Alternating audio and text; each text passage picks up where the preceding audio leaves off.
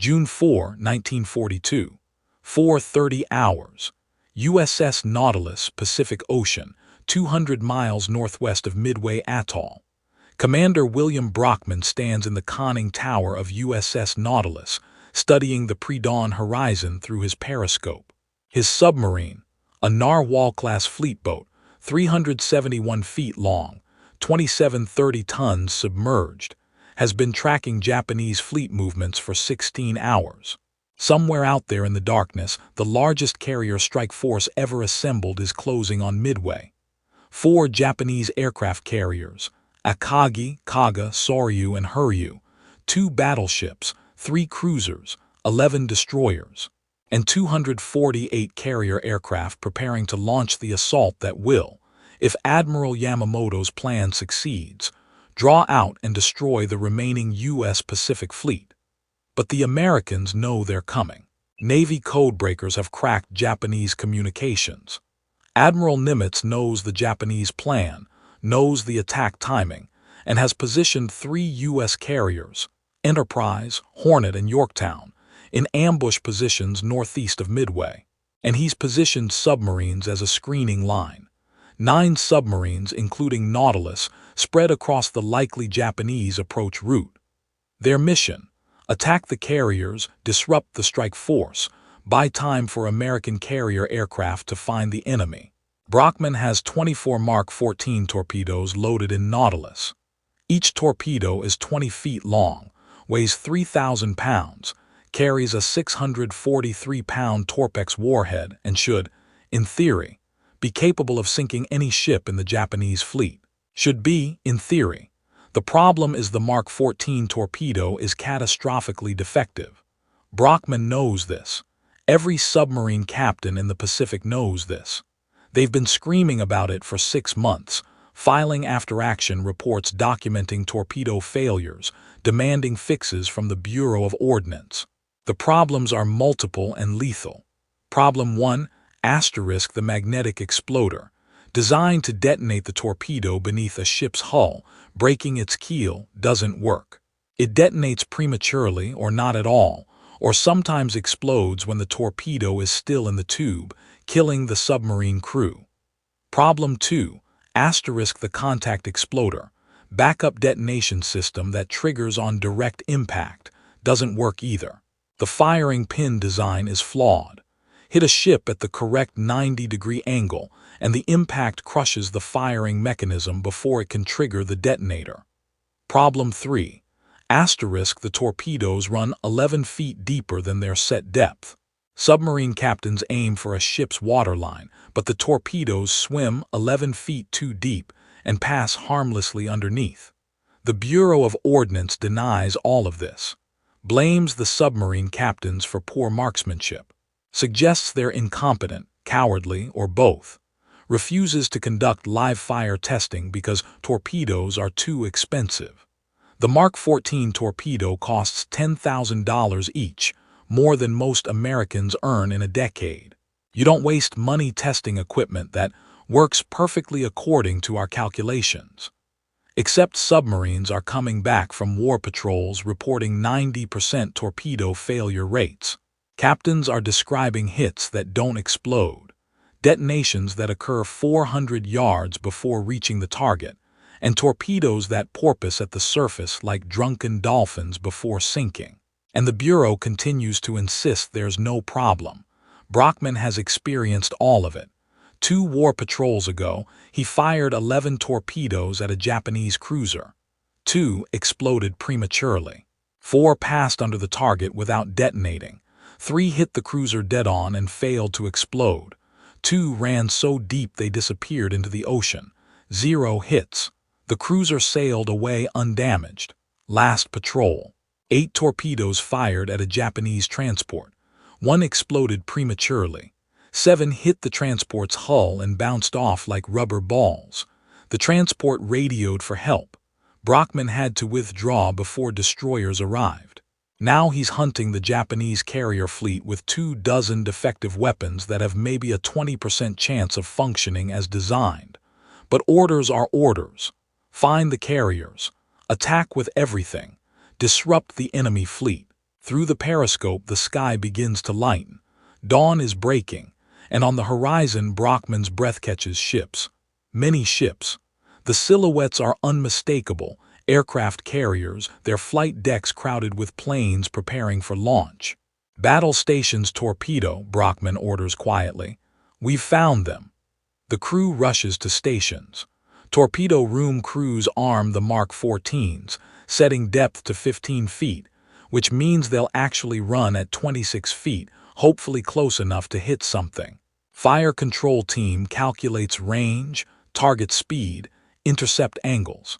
Brockman watches the carriers through his periscope, mentally preparing himself for the probability that his torpedoes won't work. But he's going to fire them anyway, because that's the job, 7-10 hours. Japanese carrier formation.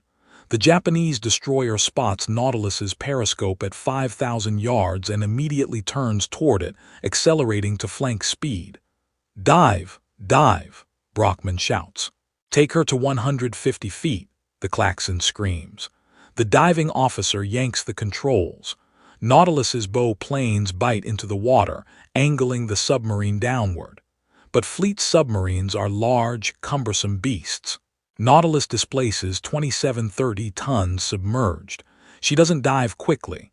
The destroyer is already launching depth charges. Brace for. The first depth charge detonates 100 feet above them. The shock wave hammers through the submarine's pressure hull like a giant fist. Light bulbs shatter. Cork insulation rains from the ceiling. Men are thrown against equipment. The submarine's frame groans under stress forces it was never designed to handle. More depth charges, closer. The destroyer has them bracketed, working a methodical pattern designed to crush the submarine through sheer concussive force. Nautilus shakes like a toy in a dog's mouth. Pipes crack. Gauges shatter. Someone in the engine room is screaming. Brockman grips the periscope housing, forcing himself to think through the chaos. The destroyer is attacking from astern, standard anti-submarine doctrine, which means the carrier formation is ahead.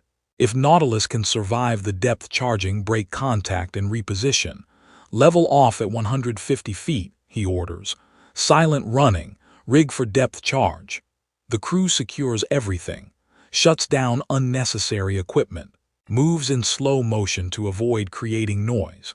A submarine running silent is a submarine holding its breath, hoping the destroyer loses contact.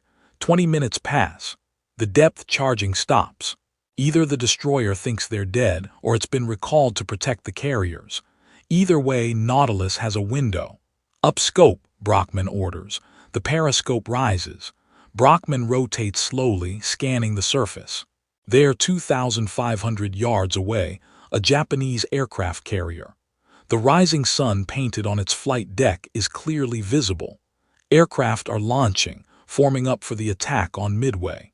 He's looking at the core of Japanese naval power, the same carriers that attacked Pearl Harbor 6 months ago, and he has 24 torpedoes that probably won't work. Bearing mark, range, 2,500 yards. Angle on the bow, 60 degrees port. Estimate target speed 25 knots.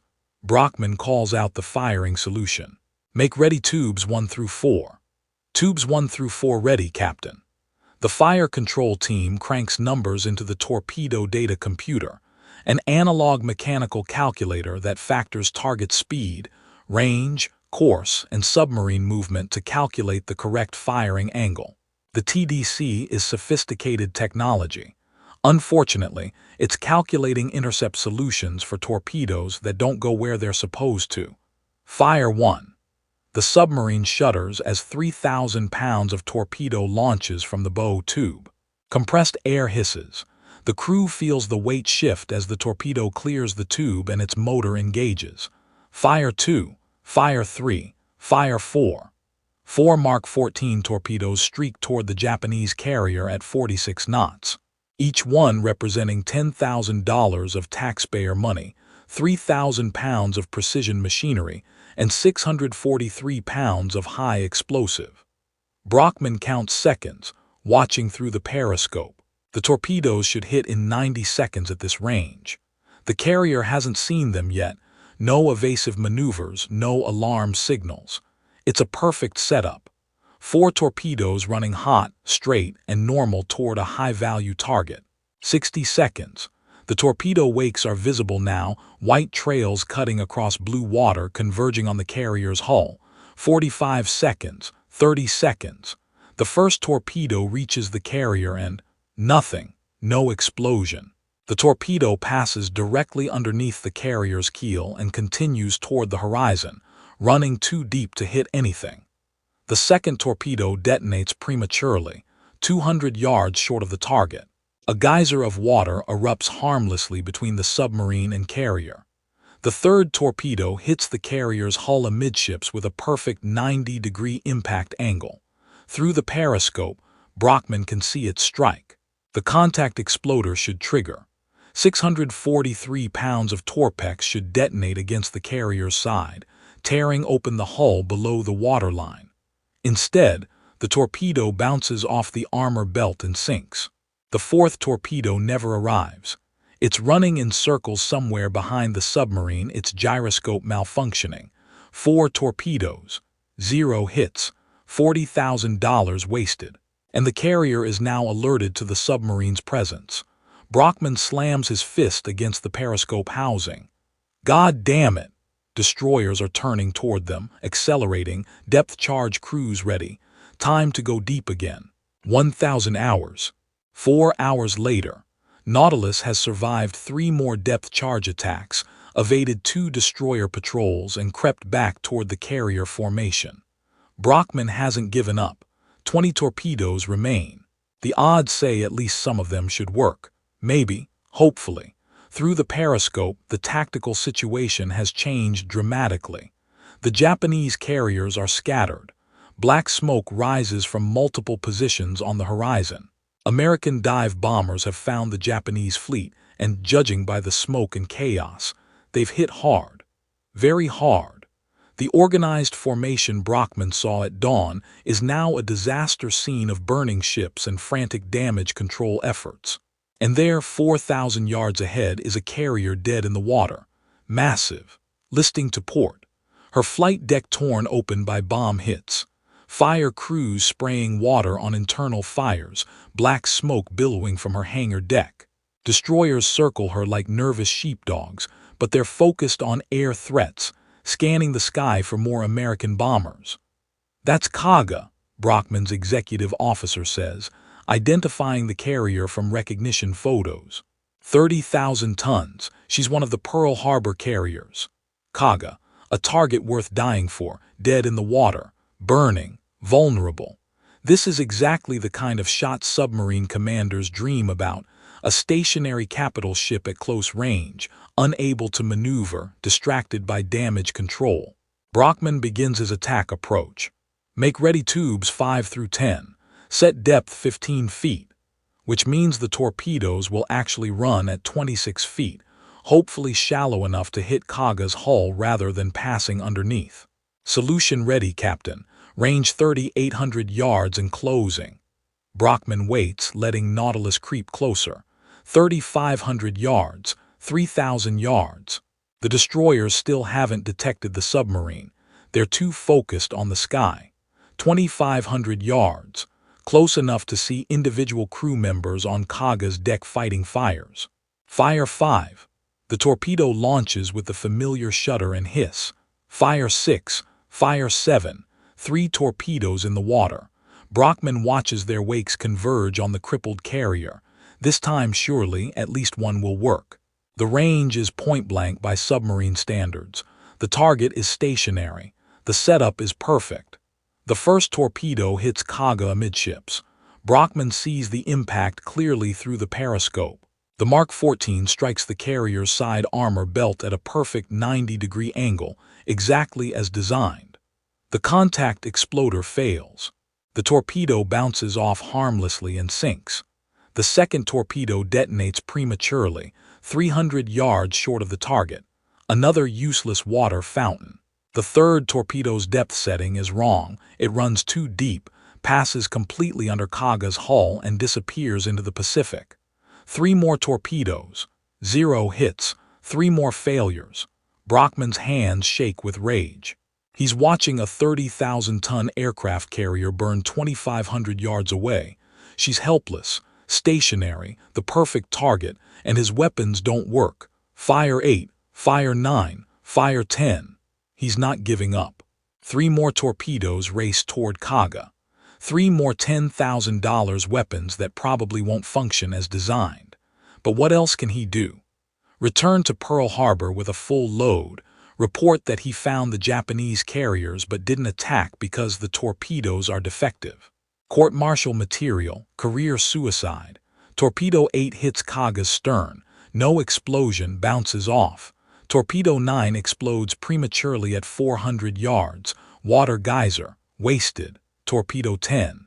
Brockman watches carefully, runs true toward Kaga's waterline, strikes the hull just forward of the island's superstructure, and detonates, finally, a working torpedo. The explosion tears a hole in Kaga's side below the waterline. Secondary explosions follow as seawater floods compartments already weakened by American bombs. The carrier's list increases noticeably. 1 hit. Out of 10 torpedoes fired. A 10% success rate, but it's a hit. And Kaga, already crippled by bombs, is taking on water. The damage control teams redirect efforts from fighting fires to controlling flooding. The destroyers are now fully alert, converging on Nautilus's position with active sonar pinging. Dive to 200 feet, Brockman orders. Full speed ahead. Get us out of here. Nautilus goes deep, her crew bracing for another depth charge barrage. Above, Kaga continues to burn and flood. She'll sink in 4 hours, though officially the kill is credited to American dive bombers from Enterprise. The submarine's single torpedo hit will be a footnote in action reports. Brockman doesn't care about credit. He cares about the fact that he's fired 10 torpedoes at a stationary carrier and scored 1 hit. 10% success rate. And he still has 14 torpedoes remaining. Maybe, he thinks bitterly, he should just ram the next carrier he finds. At least that would definitely work. 1,400 hours. 6 hours into the battle. Commander Brockman has made a decision that no submarine tactics manual would ever recommend. If the torpedoes won't explode, he'll use them as battering rams. It's insane. It's desperate. But after watching 10 torpedoes malfunction, 9 complete failures and 1 lucky hit, he's done trusting Bureau of Ordnance promises. The Mark 14 torpedo is defective. The magnetic exploder is unreliable. The contact exploder is flawed. But a 3,000-pound steel cylinder traveling at 46 knots still has kinetic energy, still has momentum. And if it hits a ship hard enough in the right place, maybe it doesn't need to explode. Through the periscope, he's tracking another damaged Japanese carrier, Huryu, by the recognition silhouettes. She took bomb hits an hour ago and is burning badly, but she's still making way at about 12 knots, limping northward with 2 destroyer escorts. Not as badly damaged as Kaga, not dead in the water, but vulnerable. Con sonar. Contact designated Master 3 bearing 350, range 6,000 yards, course 340, speed 12 knots. Brockman calculates quickly. Huryu is moving slowly enough that Nautilus can overtake her if he positions correctly. The destroyers are a problem. They'll detect the submarine's periscope and attack, but if he can get close enough, fast enough. Make ready tubes 11 and 12, set depth to 10 feet. Captain, the executive officer says carefully, 10 feet is shallower than recommended. The torpedoes might broach, run on the surface where the target can see them coming. I know, but I'm not trying to sneak under the armor belt. I'm trying to hit the hull with enough force to crack something. Set depth to 10 feet. Maximum spread between torpedoes. The XO looks like he wants to argue, but he follows orders. The torpedo room crew sets the running depth to 10 feet, which means the torpedoes will actually run at 21 feet, accounting for the known depth-keeping error. Close to the surface, visible to lookouts, but more likely to actually hit the carrier's side instead of passing underneath. Nautilus closes to 3,000 yards. The destroyers still haven't detected them. They're positioned ahead of Huryu, screening against air attack, not expecting a submarine approach from astern. Final bearing and shoot. Fire 11. The first torpedo launches. Brockman doesn't watch it through the periscope immediately. He's already setting up the second shot. Fire 12. 2 torpedoes in the water, running at maximum spread. If the first one misses forward, maybe the second catches Huryu amidships or aft. Basic probability. Increase your chances by shooting more projectiles. Now Brockman watches. Both torpedo wakes are visible, white trails drawing lines across blue water toward the carrier. Huryu's lookouts spot them. Alarm bells ring. The carrier tries to turn. 12 knots isn't fast enough for evasive maneuvers, but they're trying. Torpedo 11 closes the distance. 800 yards, 600 yards, 400 yards. The torpedo is running slightly shallow. Brockman can see its dorsal fin breaking the surface occasionally. Huryu's gunners open fire with machine guns, trying to detonate the warhead or damage the torpedo's motor. Bullets splash around the torpedo wake. 200 yards, 100 yards. Impact. The torpedo strikes Huryu's port side just after the forward elevator. It hits at about an 80-degree angle, not perfect, but good enough. The kinetic energy, 3,000 pounds of steel traveling at 46 knots, approximately 150,000 foot-pounds of momentum, transfers directly into the carrier's hull. The warhead doesn't detonate. The contact exploder fails again, as expected, but the impact itself cracks the hull plating. The torpedo's nose crumples against the armor belt, but the force of collision opens seams between hull plates. Rivets shear, welds crack, and seawater begins flooding the compartments behind the damaged section. It's not catastrophic damage, not like a 643-pound warhead would have caused, but it's damage, real damage. The carrier's list increases slightly. Damage control teams rush to shore up the breach. Torpedo 12 misses astern. Huryu's turn moved her just enough that the second torpedo passes behind her. One hit. One structural failure caused by kinetic impact rather than explosive force. Brockman lowers the periscope as destroyers turn toward Nautilus's position. Take her deep. Rig for depth charge. The depth charges come fast and furious, 18 of them over the next 40 minutes. Nautilus survives through evasive maneuvering and luck. When they finally shake the destroyers and return to periscope depth, Huryu is gone, either sunk or withdrawn beyond visual range.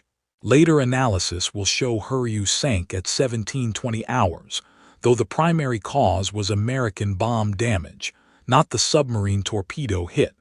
But Brockman doesn't care about official credit.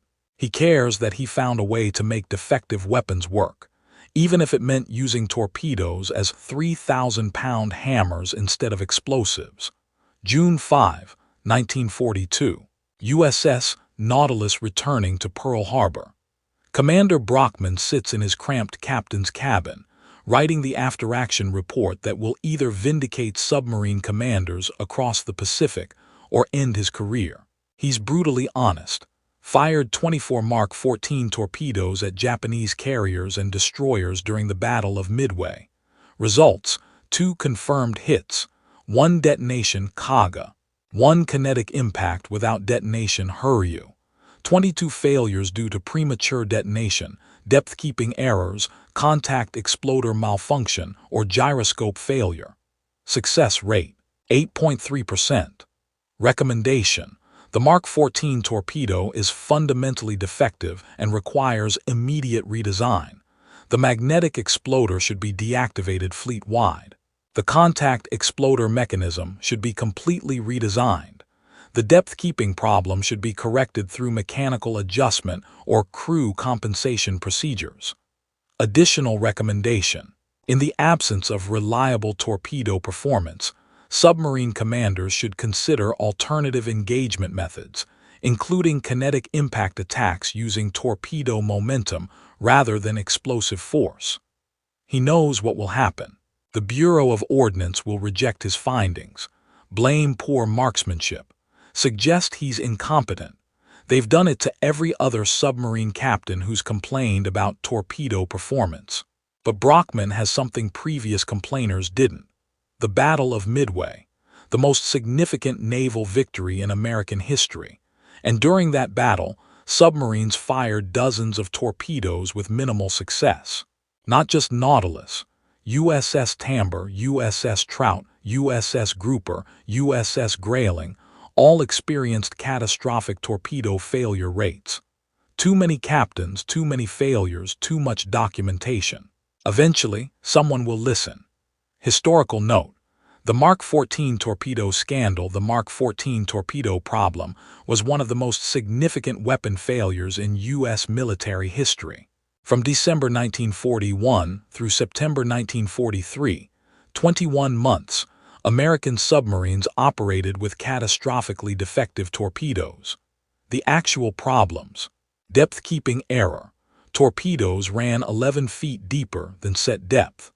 Not corrected until June 1942, after submarine commanders conducted unauthorized live-fire tests. Magnetic exploder failure. The Mark 6 magnetic influence exploder detonated prematurely or not at all. Not deactivated fleet-wide until June 1943, after Admiral Lockwood conducted independent testing. Contact exploder failure. The firing pin design was fundamentally flawed. Perpendicular hits crushed the mechanism before detonation. Not corrected until September 1943, after submarine captains conducted live-fire tests against cliffs in Australia. The Bureau of Ordnance resisted every correction, citing cost concerns and refusing to admit design flaws. Admiral Christie and Admiral Lockwood, submarine force commanders, eventually conducted unauthorized tests and implemented fixes without Bureau of Ordnance approval. The cost was staggering. Submarines returned from war patrols with 90% torpedo failure rates. Confirmed torpedo hits without detonation were common. Japanese ships escaped because American torpedoes bounced off their hulls. The defective torpedoes may have extended the Pacific War by months or years. Commander Brockman's experience at Midway was typical, not exceptional. His creative solution, using torpedoes as kinetic projectiles when explosive detonation failed, was born of desperation and reflected the reality facing submarine commanders throughout 1942 to 1943. By late 1943, the problems were finally corrected. American submarines with working torpedoes devastated Japanese shipping, sinking 1,300 merchant ships and 214 warships during the war. But the first 21 months were marked by frustration, failure, and crews risking their lives with weapons that didn't work. The Mark 14 torpedo scandal remains a case study in institutional failure, bureaucratic resistance to field reports, inadequate testing procedures, cost considerations overriding operational effectiveness, and the gap between engineering theory and combat reality. Commander Brockman survived the war, commanded multiple submarines, and testified extensively about torpedo defects. His Midway Patrol report, documenting 24 torpedo shots with 2 hits, became key evidence in forcing Bureau of Ordnance to acknowledge the problems. He never apologized for suggesting torpedoes could be used as battering rams. When your explosives don't explode, sometimes kinetic energy is all you have left.